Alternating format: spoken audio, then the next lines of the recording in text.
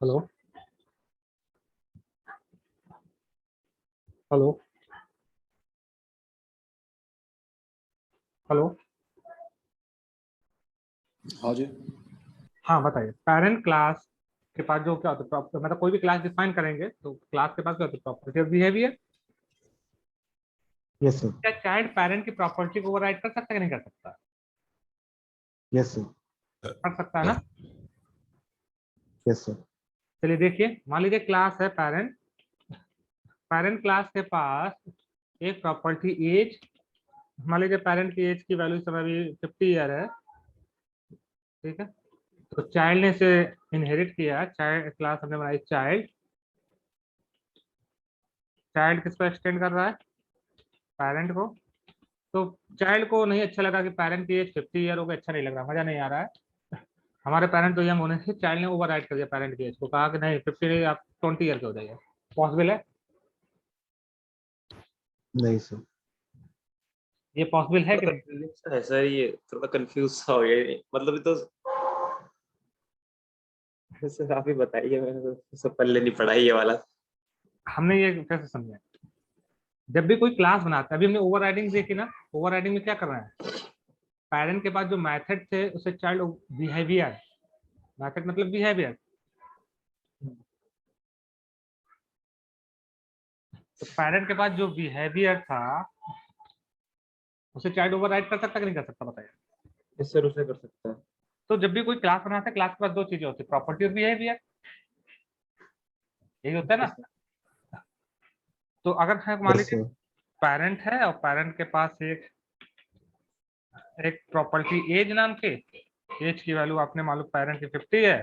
तो अभी पेरेंट ने एक मेथड डिसाइड किया था। पेरेंट के पास एक बिहेवियर है परचेस बाइक। पेरेंट ने बाइक डिसाइड की, भैया कौन सी परचेस करनी है।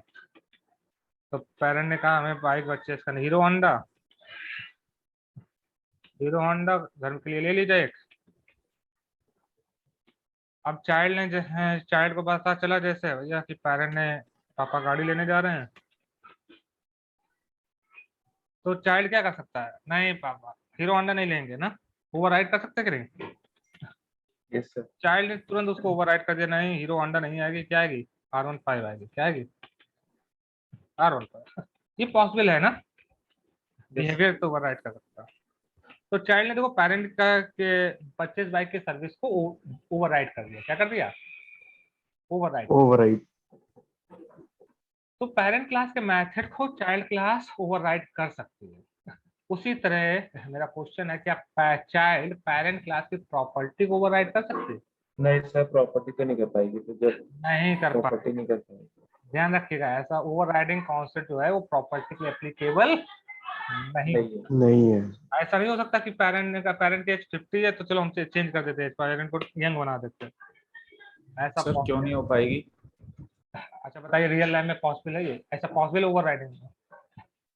मान लो पेरेंट के पास एज नाम की प्रॉपर्टी, पेरेंट की एज 50 हो गई है, क्या आप उसकी एज चेंज कर सकते पेरेंट की? रियल लाइफ से एनालाइज करिए पहले, फिर तो आपको नहीं कर सकते। पॉसिबल ही नहीं। लेकिन पेरेंट के बिहेवियर को ओवरराइड कर सकते हैं अपने रियल लाइफ में भी। कर सकते हैं कि नहीं कर सकते? Yes sir. तो ये अगर आपने इस तरह अगर लिखा भी है तो ये ओवरराइडिंग नहीं है। अगर आपने सोचा कि पेरेंट क्लास के पास देखो जो प्रॉपर्टी का नाम है वही चाइल्ड क्लास के पास भी हमने प्रॉपर्टी का नाम है, और हम लग रहा है कि वैल्यू ओवरराइड, ये ओवरराइडिंग नहीं। ये क्या, ये चाइल्ड स्पेसिफिक प्रॉपर्टी बन जाएगी। क्या बन जाएगी? अब इससे पहले वाला एग्जांपल कर चुके हैं। ये ओवरराइडिंग नहीं है प्रॉपर्टी, ये चाइल्ड स्पेसिफिक प्रॉपर्टी हो जाएगी। क्या हो जाएगी? Child specific property. अगर चाइल्ड के पास खुद की एक प्रॉपर्टी है जिसकी वैल्यू 40 है, इट इज नॉट ओवरराइडिंग। तो सर इस तरह से किसी भी प्रॉपर्टी को हम इनहेरिट नहीं कर सकते? इनहेरिट कर सकते हैं, ये किसने बोला? इनहेरिटेंस और ओवरराइडिंग का मतलब बात अलग। इनहेरिटेंस का मतलब है कि वो प्रॉपर्टी तुम्हारे पास तो जा रही है, और ओवरराइडिंग का मतलब वो प्रॉपर्टी गई आपको वो एक चीज आपने किसी को दूसरे को दिया, उसने रिसीव किया लेकिन उसको अच्छा नहीं लगा तो उसने उसका स्ट्रक्चर चेंज कर दिया। क्या कर दिया? ओवरराइडिंग का मतलब तो ये स्ट्रक्चर। हुआ ना। आपने मान लीजिए हमने एक प्रोग्राम आपने पूछा, हमने उसका तरीका बताया, लॉजिक हमने दिया, तुमने वो लॉजिक रिसीव किया अपने, और आपको लगा है कि इससे अच्छा लॉजिक हम बना सकते हैं, तो आपने उस लॉजिक को चेंज कर दिया, ओवरराइड किया है। ऐसा नहीं कि इनहेरिट नहीं कर पा रहे हो, इनहेरिट तो होगे ना। ओवरराइडिंग का मतलब क्या है, जो हमें कहीं से हमें जो चीज मिल रही है, अगर हमें लगता है कि उससे हम अच्छा कुछ कर सकते हैं, उसकी डिफिनेशन और कुछ बना सकते हैं, तो आपने उसको जस्ट डिफिनेशन चेंज कर दी। तो सर इसका फिर क्या सॉल्यूशन रहेगा? नहीं, सॉल्यूशन है नहीं, ओवरराइडिंग कर ही नहीं सकते हो, प्रॉपर्टी कभी ओवरराइड होगी नहीं। अभी सोचिए रियल लाइफ से, there is no solution required, यहाँ पे कोई सॉल्यूशन चाहिए नहीं, प्रॉपर्टी कभी ओवरराइड होनी भी नहीं चाहिए। जैसे तो सर सिर्फ बिहेवियर को हम चेंज कर सकते हैं बस। सिर्फ बिहेवियर चेंज हो सकते हैं। मान लो पेरेंट की सैलरी है, सैलरी नाम की प्रॉपर्टी है, अब तो लॉजिक भी गलत हो जाएगा। मान लो पेरेंट की सैलरी मान लो 50,000 है, नहीं हमने कल चाहे 50,000 नहीं अच्छी लग रही है, 1,00,000 कर देता है, ऐसा पॉसिबल है? तो मतलब ही इनसेंस मीनिंग बन जाती है, कोई सेंस ही नहीं रह जाता। प्रॉपर्टी कभी ओवरराइड नहीं होती है, ओके सर। प्रॉपर्टी ओवरराइड नहीं होगी, ध्यान रखिएगा।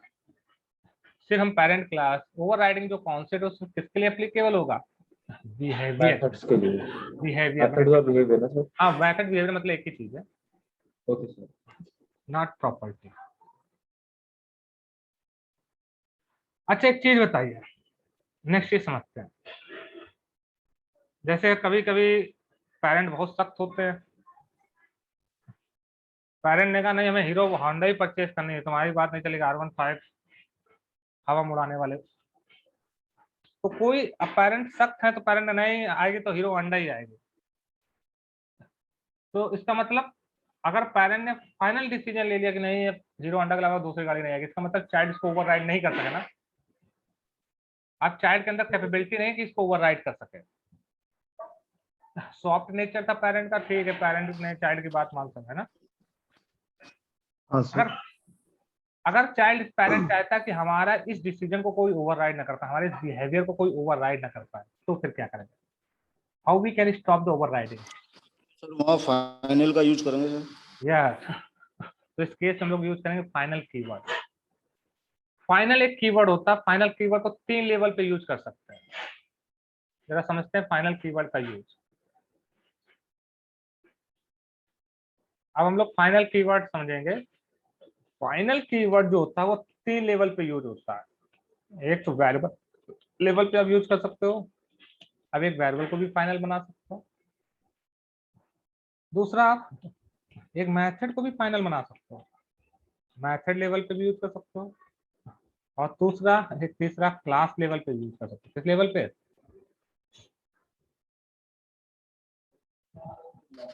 क्लास लेवल पे। 3 लेवल पे। अगर मेथड लेवल पे यूज करते हैं तो क्या यूज होगा, पहले मेथड लेवल पे समझते हैं।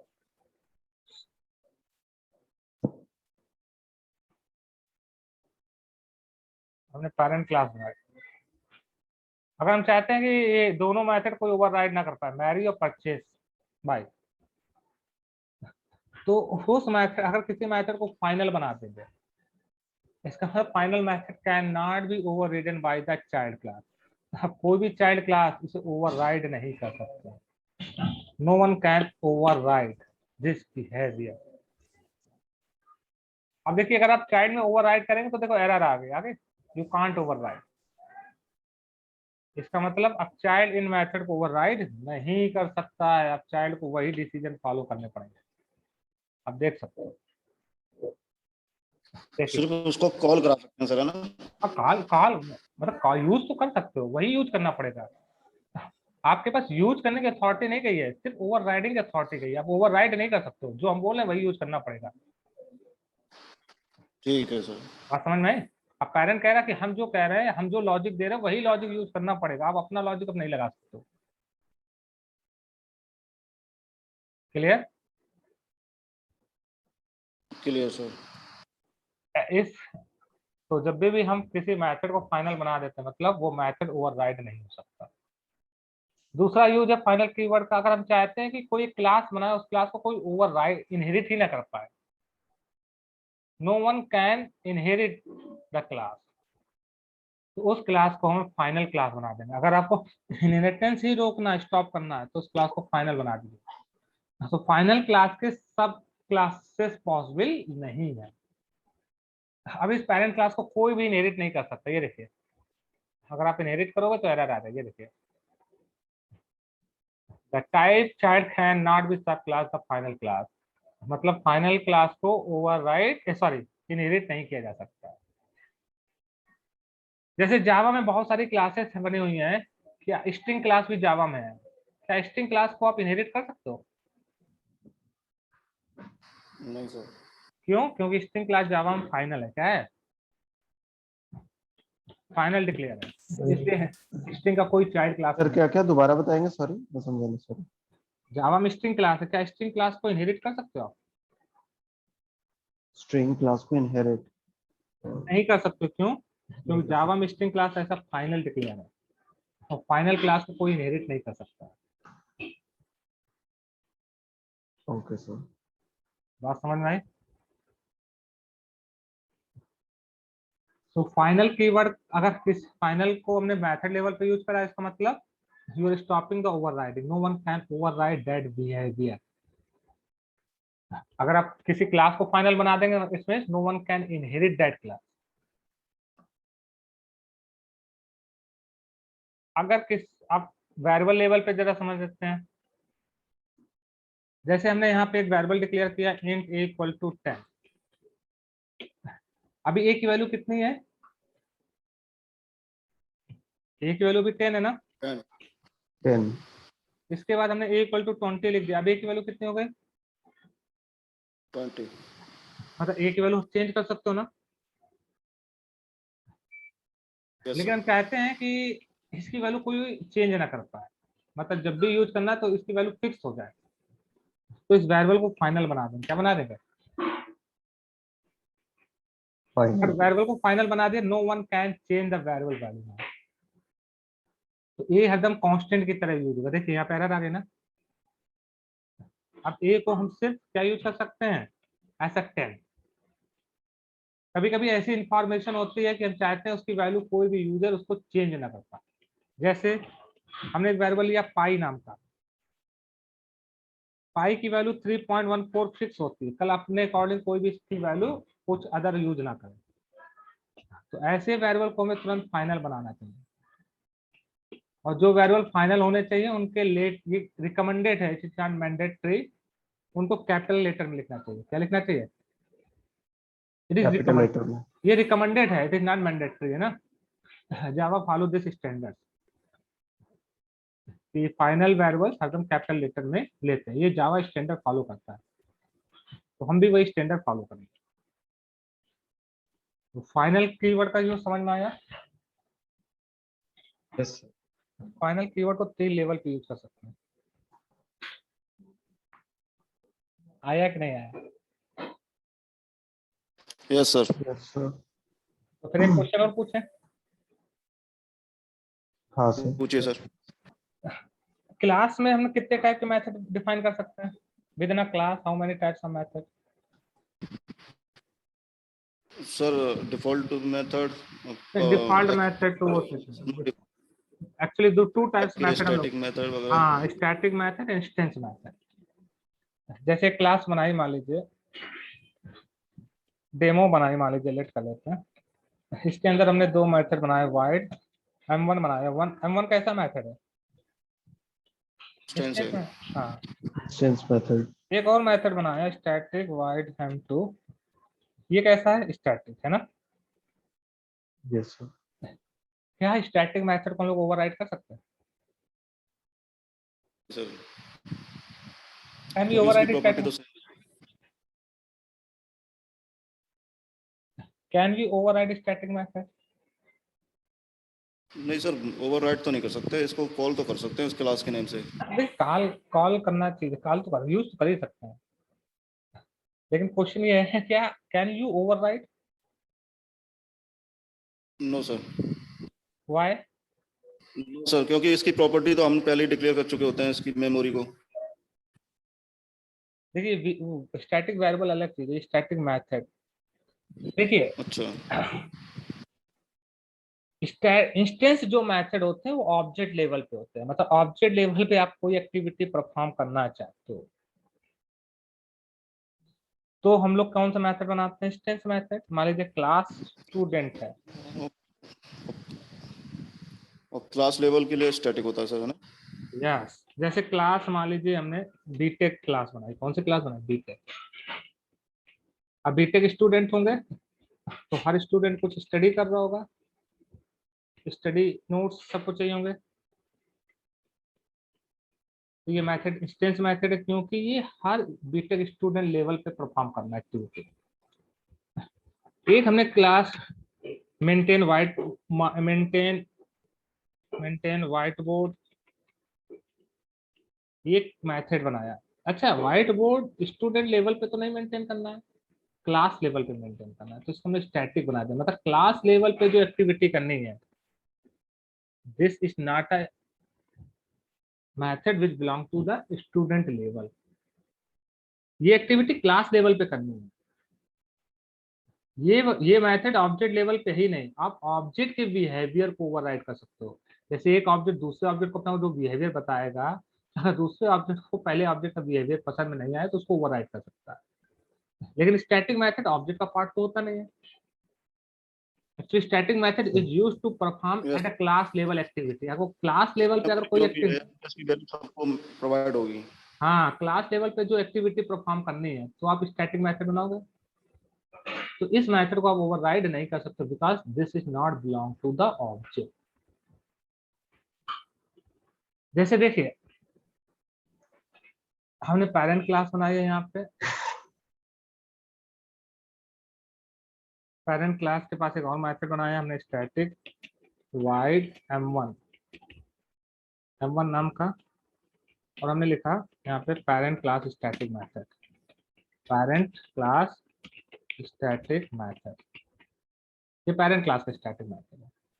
अब चाइल्ड क्लास में गए, चाइल्ड से ओवर आप हमने क्या लिखा, सेम कोड वहीं पे लिख दिया, स्टैट हमने ओवरराइड कर दिया m1। ठीक है, सेम सिग्नेचर सेम सब कुछ है। आपको लग रहा होगा कि ये देखिए ओवरराइडिंग है। हमने कहा चाइल्ड क्लास स्टैटिक मेथड। चलिए चेक करते हैं इन्वोक करके, बहुत ध्यान से देखिएगा।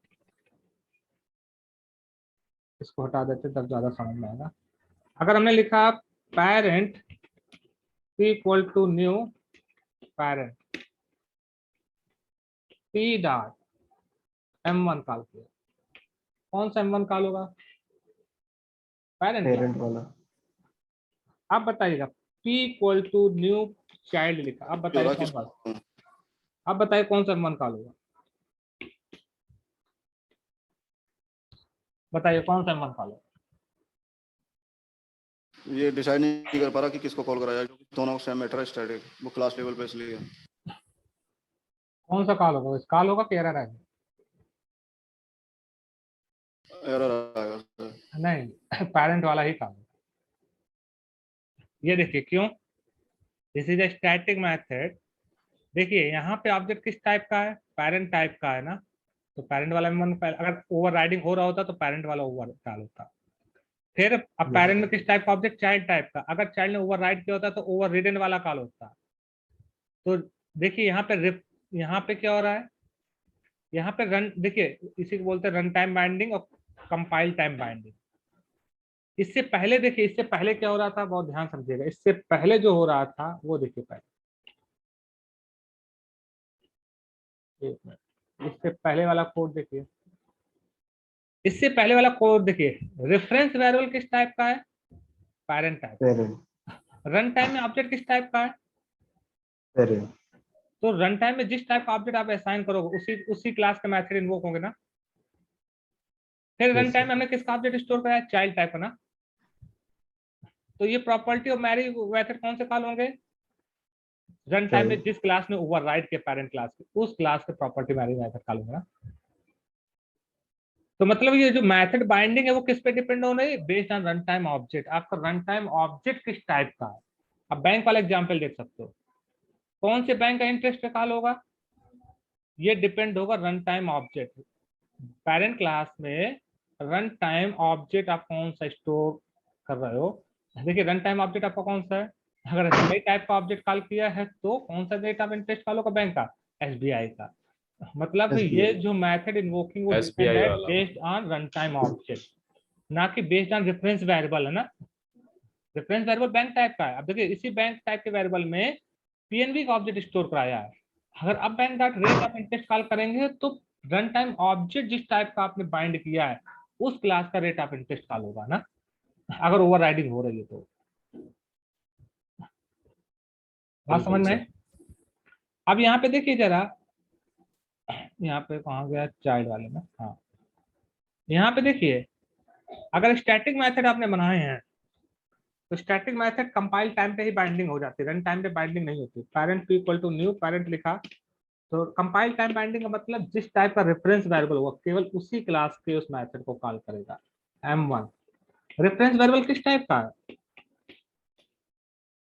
Parent type. Parent parent type का। p डॉट m1 फिर से अगर कॉल करोगे तो जब ये इन्वोक करेगा ये स्टैटिक मेथड है, कंपाइल टाइम पे ही बाइंडिंग हो गई, इसका मतलब ये हरदम किस टाइप के रेफरेंस वेरिएबल से बाइंड होगा? p मतलब पेरेंट टाइप का, ये हरदम पेरेंट टाइप का ही m1 कॉल करेगा। इट वो इज नॉट, स्टैटिक को ही उठाएगा, यस क्लियर। चाइल्ड को पूछेगा भी नहीं। जिस टाइप का रेफरेंस वेरिएबल होगा, क्योंकि ये बाइंडिंग किस टाइम पे होगा? रन टाइम पे नहीं हो रही, कंपाइल टाइम पे ही बाइंडिंग हो रही है। तो स्टैटिक मेथड कंपाइल टाइम पे बाइंडिंग हो जाते हैं, इसलिए हाँ उनको रन टाइम पे कॉल कर सकते हैं। वो क्योंकि वो ओवरराइड हो ही नहीं सकते हैं, और हमें लग रहा होगा कि हम ओवरराइडिंग कर रहे हैं, but it is not overriding. Clear? Yes sir. यहाँ तक किसी को कोई कंफ्यूजन, कोई डाउट इस पूरे टॉपिक में? No sir. सारे सिनारियो समझ में आए? Yes sir. Yes sir. बताइए, कुछ पूछना हो तो पूछिए डाउट। सर जो आपने कल लास्ट वाला असाइनमेंट दिया था उसमें परसेंटेज को सेट करने में थोड़ा दिक्कत आ रही थी कि इतने पे इतनी परचेजिंग, इतने पे इतनी परचेजिंग। कुछ कंडीशन दी होगी, जैसे उसके अकॉर्डिंग लगाते रहिए। बताइए कहाँ पे डाउट है, बता दें। एक्चुअली क्या है सर, लैपटॉप तो मेरा घर पे है, मैं ऑफिस में हूँ, मोबाइल से ही देख रहा हूँ क्लास, तो इसलिए दिखा नहीं पाऊंगा कहाँ प्रॉब्लम आ रही थी। चलिए तो कल पूछ लीजिए, है ना, कल तो अच्छा ठीक है मैं सर, तो इससे शेयर कर रिलेटेड। दूंगा, मैंने बना रखा था। शेयर, एक मिनट शेयर कीजिए।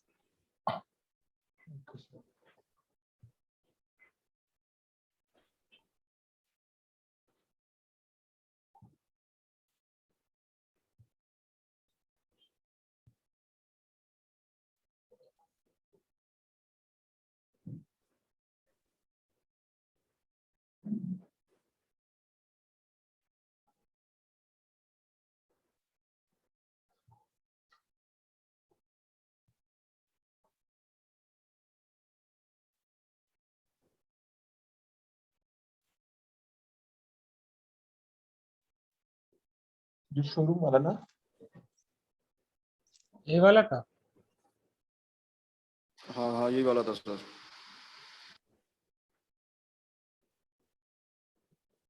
ये है, यहाँ से कैलकुलेट कर।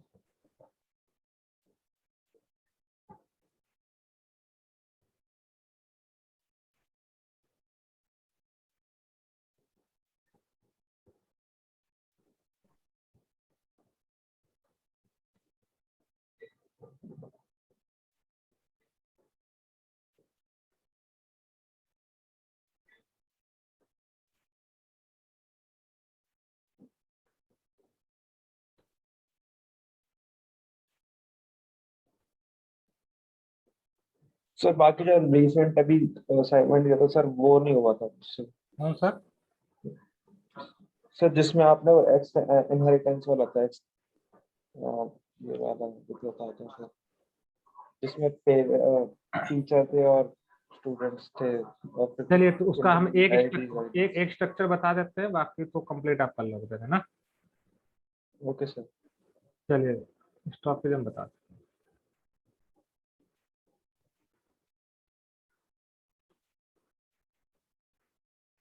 बाकी सर मैंने खुद से भी 5-6 क्वेश्चन करे अलग से देख देख के, ये दिखाता हूँ आपको। ये इनहेरिटेंस के कुछ ये क्वेश्चंस करे थे मैंने, child class, employee, manager, member, ये सब करे थे, स्क्वायर, रेक्टेंगल, ये वाले अलग।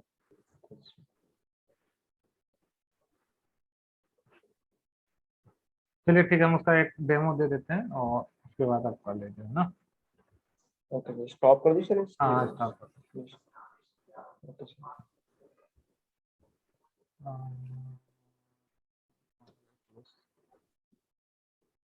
देखिए सबसे पहले उसने एक पर्सन क्लास बनानी थी ना, जरा एट्रीब्यूट्स बोल दीजिएगा कौन कौन से थे।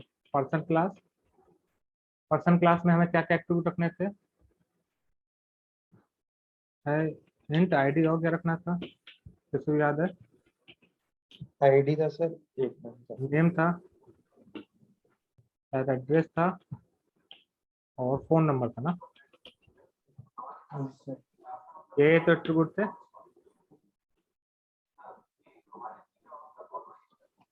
सही है। Yes sir. अब हमें एक स्टूडेंट क्लास बनानी थी, स्टूडेंट ऑलरेडी। Yes sir. तो स्टूडेंट क्लास को क्या करेगा, स्टूडेंट क्लास स्ट्रिंग करेगा पर्सन। पर्सन को, और स्टूडेंट की अपने स्पेसिफिक फीचर थे, क्लास, फीस, ग्रेड और मार्क्स। क्लास फीस और ओके, स्ट्रिंग क्लास क्लास थी, फीस थी, नेम ग्रेड थे और मार्क्स थे। क्लास डबल फीस, फीस थे और ग्रेड थे ना, मार्क्स भी थे। ग्रेड और ग्रेड मार्क्स। और मार्क्स। मार्क्स और ग्रेड हमने कैरेक्टर में ले लिया। अब देखिए ये पर्सन क्लास है, तो पर्सन क्लास को इनिशियलाइज करने के लिए हमने पर्सन क्लास का कंस्ट्रक्टर बनाया है ना। तो पर्सन क्लास का कंस्ट्रक्टर कैसे बनाओगे, पर्सन डायरेक्ट बना देते हैं। तो राइट क्लिक करो, सोर्स, राइट क्लिक करो, सोर्स पे जाओ और generate constructor using field, okay कर दो, ये जनरेट हो गया कंस्ट्रक्टर। तो देखिए पर्सन क्लास का क्या है, 3 पैरा, ये 4 पैरामीटर चाहिए ना। अब जैसे हमने Yes, sir. स्टूडेंट क्लास बनाए, तो स्टूडेंट क्लास में भी हमने कंस्ट्रक्टर बनाया। तो स्टूडेंट क्लास में कंस्ट्रक्टर बना, लेकिन रेड दिखा स्टूडेंट, रहा है सर, हाँ कुछ हाँ प्रॉब्लम है? बता रहे प्रॉब्लम। स्टूडेंट क्लास के पास जो कंस्ट्रक्टर है, अब देखिए स्टूडेंट क्लास का पेरेंट क्लास जो पैरामीटराइज है, इसका मतलब पेरेंट क्लास का कंस्ट्रक्टर हमें चाइल्ड क्लास से इन्वोक करना होगा। तो स्टूडेंट क्लास के कंस्ट्रक्टर में हमें कितने पैरामीटर लेते हैं, 8 पैरामीटर लेंगे। कितने पैरामीटर लेंगे, 8, आईडी, नेम, एड्रेस और फोन। ये 4 पैरामीटर हम क्या करेंगे, स्टूडेंट क्लास के कंस्ट्रक्टर से पेरेंट क्लास के कंस्ट्रक्टर को पास करेंगे बाय यूजिंग सुपर, ओके। और बाकी के 4 पैरामीटर से हम इसी क्लास के मेंबर को इनिशियलाइज करेंगे। क्लियर। अब हमने एक यहाँ पे एक मेथड बनाया है, वाइड डिस्प्ले स्टूडेंट या डिटेल, स्टूडेंट डिटेल्स है ना। हमें सारे स्टूडेंट की डिटेल अगर चाहिए, स्टूडेंट डिटेल सारे, इसी तरह हर क्लास में मेथड बना लोगे आप। उस स्टूडेंट, उस जैसे टीचिंग स्टाफ में टीचिंग की डिटेल चाहिए ना। अब एक चीज देखिए, यहाँ पे प्रॉब्लम क्या में चाहिए होगा, स्टूडेंट की आईडी भी शो करनी होगी ना, student ID colon equal plus student ID, ID property आ जाएगी, स्टूडेंट का नेम भी होगा, सिर्फ आईडी लिख देते हैं स्टूडेंट का। हमने क्या रहा, नेम, नेम भी होगा, नेम इक्वल प्लस नेम, फिर क्या होगा, ID name address, address plus address, फिर क्या होगा, phone number, phone equal plus phone, फिर क्या होगा, fees, fees equal plus fees, फिर क्या है आपका, मार्क्स और ग्रेड ना, मार्क्स और ग्रेड बच्चे, system data dot marks plus marks और फिर ग्रेड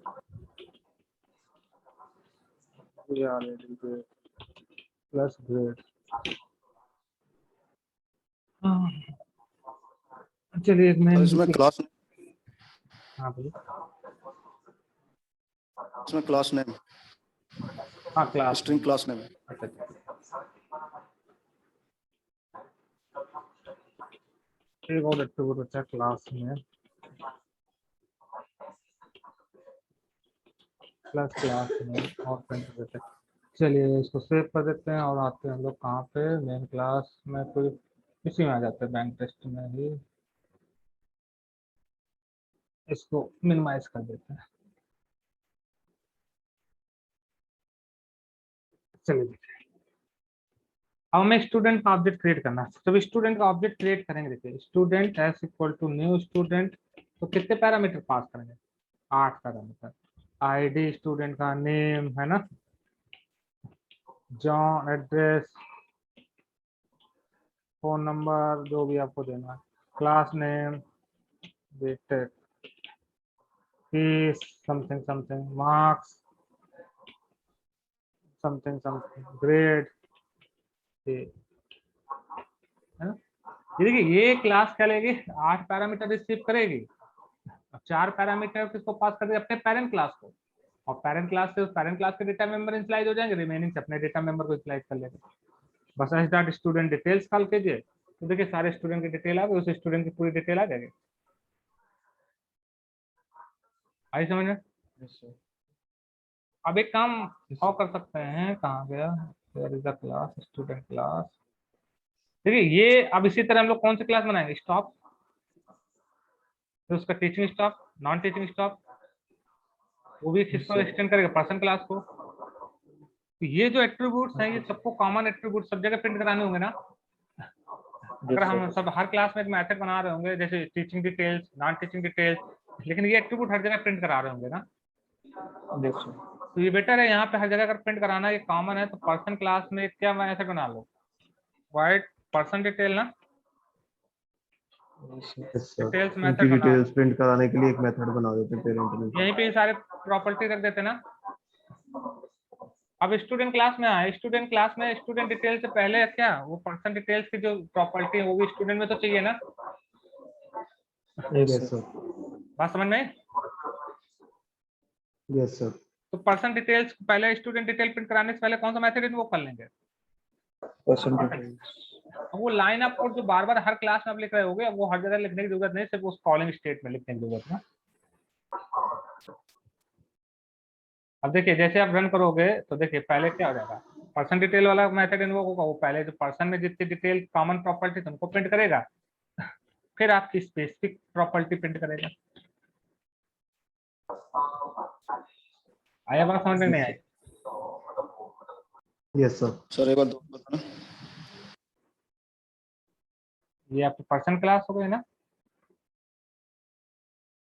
और ये आपकी स्टूडेंट क्लास हो गई। एक दो तरीका यही था कि हम वो सारी प्रॉपर्टी यहाँ पे प्रिंट करा देते, उससे बेटर कि उस पेरेंट क्लास में मैथड बना दिया। अब ये मैथड सबके लिए तो कॉमन हो जाएगा, जहाँ यूज करना है उसके अंदर देखिए हर एक क्लास का अपना एक स्पेसिफिक मैथड होगा जो उस क्लास की स्पेसिफिक डिटेल प्रिंट करा रहा होगा। लेकिन स्पेसिफिक डिटेल प्रिंट कराने से हमें कुछ कॉमन प्रॉपर्टी भी प्रिंट करानी है, तो जहाँ कॉमन प्रॉपर्टी प्रिंट करानी है पहले उस मैथड को कॉल कर लेंगे, फिर स्पेसिफिक डिटेल प्रिंट कर देंगे। अरे सीधा मेथड नेम हमने कैसे डाल दिया है इसके अंदर? क्यों कॉल कर सकते हैं ना, एक मैथड दूसरे मैथड को नहीं कॉल कर सकता। सर लेकिन किसी रेफरेंस वेरिएबल से कॉल करेंगे ना? जरूरत नहीं, क्योंकि ये तो इनहेरिट कर लिया ऑटोमेटिक मैथड इसमें आ गया होगा ना, सेम क्लास का मेंबर बन गया ना। अच्छा, तो सर ये इंस्टेंस मेथड ही है ना वैसे तो ये? हाँ इंस्टेंस मेथड ही है लेकिन सेम क्लास का है ना, हो गया ना। एक्चुअली स्टूडेंट क्लास में था नहीं, लेकिन जैसे इनहेरिट किया स्टूडेंट ने पर्सन को, पर्सन क्लास स्टूडेंट क्लास में आ गया।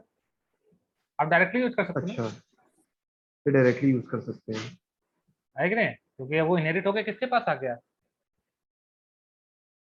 स्टूडेंट के पास। जैसे मान लीजिए सेम उसी तरीके ना। Yes sir.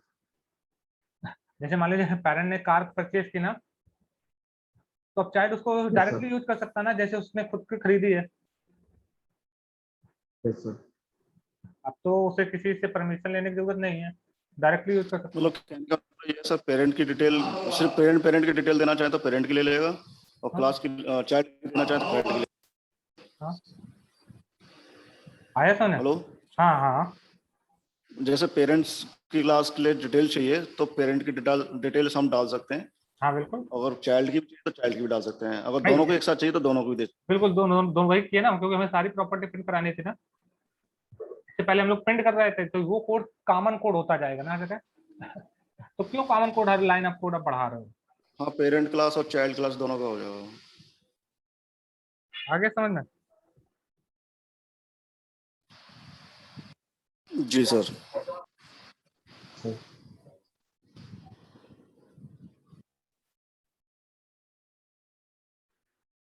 Clear. Yes sir. अब इसको पूरा बनाने की कोशिश कीजिएगा। यस मैं करवा के आया हूँ अभी सर, अभी बस थोड़ी देर वापस आया हूँ सर, आ गए ना सर।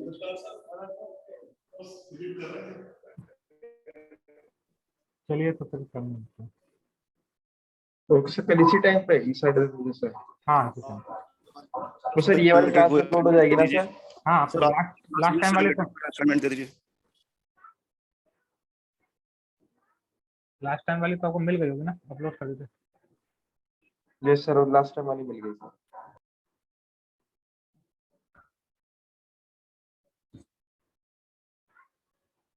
चलिए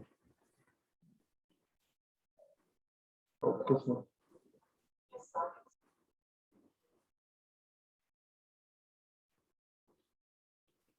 ओवर करते हैं। अच्छा अर्ष जी आपसे भी बात करते हैं, है ना? ठीक है सर, ठीक है, ठीक है सर। आप कॉल करेंगे या मैं करूँ कॉल आपको थोड़ी देर में? अभी हम कर लेंगे, अभी हम जैसे फ्री होंगे हम आपको मैसेज करते हैं, ठीक है। ठीक है सर।